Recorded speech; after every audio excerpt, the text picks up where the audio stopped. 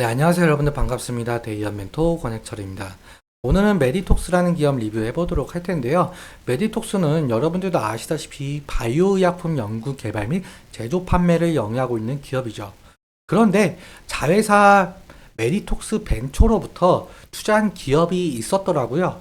그래서 그 기업이 바이오 스타트업 기업인데 바이오 기업이 왜 바이오 기업을 투자했었는지 같이 한번 확인해 보면서 천천히 얘기 나눠보도록 할 텐데요.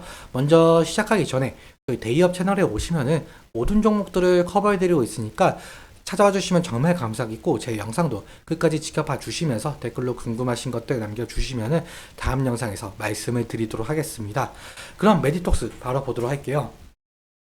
일단 메디톡스 같은 경우는 여러분들도 아시다시피 여기 보툴리눔 톡신 필러, 즉 흔히 우리가 부르고 있는 보톡스가 매출 약 87%를 차지하면서 메디톡스의 매출을 이끌어내고 있는 상황이죠. 그런데 오늘 제가 말씀을 드릴 부분과 주목하고 있는 부분은 여기 보톡스가 아닙니다. 일단 메디톡스의 자회사 중 하나인 메디톡스 벤처 투자라는 회사가 있는데요. 이 회사는 여타 벤처 캐피탈 기업들과 마찬가지로 스타트업에 투자를 하면서 투자금 회수를 통해서 이익을 내고 있는 기업이죠. 그래서 사실 메디톡스 자체 회사의 매출도 중요하겠지만 재무제표 상으로 보았을 때 자회사들의 매출도 잡히기 때문에 상당히 중요한 부분이죠. 그래서 오늘 제가 말씀을 드릴 건 메디톡스 벤처 투자가 투자한 기업에 대해서 말씀을 드리려고 하는데요. 여기 이 기사를 보시면은 메디톡스 벤처 투자가 유빅스 테라퓨틱스라는 기업에 투자한 내역이 있습니다. 2023년 3월에 시리즈 C에 해당하는 투자를 진행을 했다라고 하더라고요. 그렇다면 도대체 어떤 회사이길래 메디톡스 벤처 투자가 투자를 했었는지 하나하나씩 좀 살펴보도록 하겠습니다.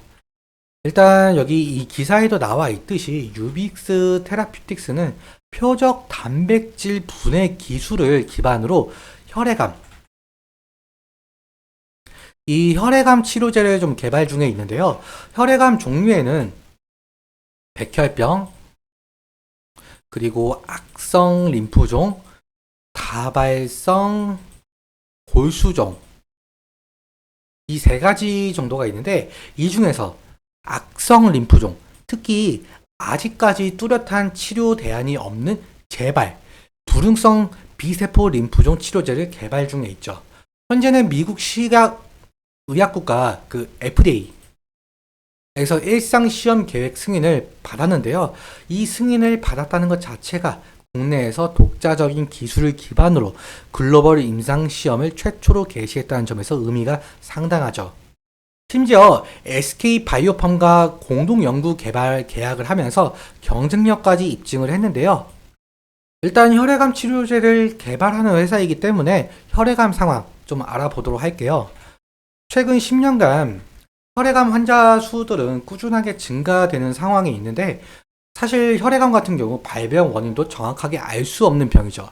그래서 치료제가 개발이 된다면 메디톡스 벤처가 투자했던 이력이 부각이 되어서 메디톡스의 주가 상승의 모멘텀이 될 가능성이 높겠다는 판단 할 수 있을 것 같습니다. 그리고 사실 여러분들도 아시다시피 임상 실험 이후에 제품 판매까지는 상당한 시간이 걸리게 되죠. 보통적으로 5에서 10년, 길면 15년까지. 그 이후에 신약 허가가 나와서 제품 판매가 되고 있는데 여타 바이오 기업과 마찬가지로 메디톡스가 바이오 기업에 투자를 했기 때문에 1상 성공 이후에 부각이 될 가능성과 2상 성공 이후 부각이 될 가능성, 3상 성공 이후 부각이 될 가능성, 이런 식으로 주가 상승의 여력이 나올 가능성도 있겠죠. 그래서 유빅스 테라퓨틱스의 임상 단계를 지속적으로 체크해 봐야 하는 부분이 될 수 있을 것 같은데요. 그럼 다음으로 메디톡스가 유빅스 테라퓨틱스의 지분을 가지고 협업을 할 수도 있겠지만 목적이 단순 투자 목적일 수도 있는 거잖아요. 그래서 나중에 유빅스 테라퓨틱스가 IPO까지 진행이 된다면 지분을 정리할 가능성도 생각을 해봐야 되겠죠. 이 기사를 함께 보시면은 윤석열 대통령께서 2035년까지 바이오 산업, 200조에 도달할 수 있게끔 첨단 바이오 헬스케어 스타트업들을 빠르게 성장할 수 있도록 R&D를 투자 확대하겠다는 내용인데요. 간략하게 말씀을 드리자면 뉴빅스 테라퓨틱스가 기술력을 인정을 받아서 기술 특례로 상장까지 진행을 하게 된다면 메디톡스 벤처가 빠른 시일 내에 엑시트를 통해서 상당한 이익을 거둘 가능성도 있겠죠. 당연 메디톡스 벤처 투자의 매출도 잡히고 그러면 재무제표 연결상 메디톡스의 매출이 잡힐 것이니 주가 흐름에 긍정적인 영향도 올 테고요. 그리고 상장 시에 메디톡스가 유빅스 테라퓨틱스의 지분이 있다는 사실이 부각이 되어서 상승할 가능성도 생각을 해봐야 되는 부분인 것 같습니다. 그러면 차트 한번 살펴보도록 할게요. 일단 메디톡스의 차트를 보시면은 변동성이 좀 상당하죠. 변동성이 좀 상당한데 작년에는 이 보톡스, 뉴럭스의 국내 품목 허가 획득에 상승을 했었는데 올해부터 비동물성 액상형 보톡스가 미국 FDA 허가 신청 거절을 당하면서 급락을 한 바가 있었었죠.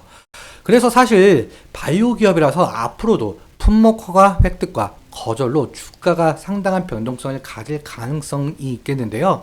지지라인 같은 경우 제가 미리 선을 그어봤어요. 일단 현재 주가가 모든 이평선들 아래에 있죠. 그래서 리스크적인 관리가 필요할 것으로 보이고는 있는데 일단 이틀 전에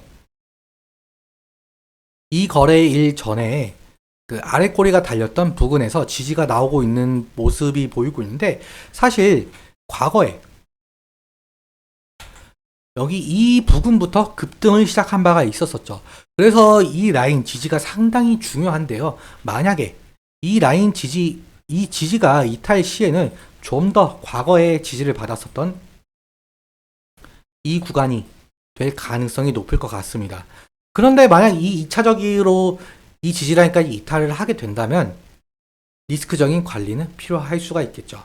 그리고 상승 시에는 아까 말씀을 드렸다시피 현재 주가가 모든 이평선들 아래에 있고 지금 매물대 차트만 보아도 윗구간에 지금 매물이 상당히 쌓여 있죠. 그래서 저항이 상당히 강할 가능성도 있겠는데요. 즉 상승 시마다 매물출에 차익 실현 매물이나 원금 보존 매물이 나올 가능성이 있겠죠.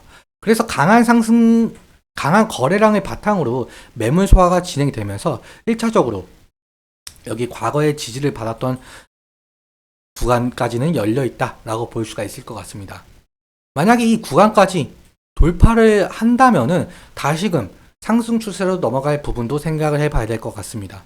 오늘은 여기까지 말씀을 드리면서 오늘 내용 도움 되셨다면 구독과 좋아요 부탁드리고 말씀드린 내용과 차트적인 부분에 대해서는 제 개인적인 견해가 있을 수밖에 없기 때문에 여러분들의 주관적인 견해와 함께 투자하여 현명한 선택하셨으면 좋겠습니다. 오늘도 시청해주셔서 너무 감사하고 지금까지 멘토 권혁철이었습니다. 감사합니다.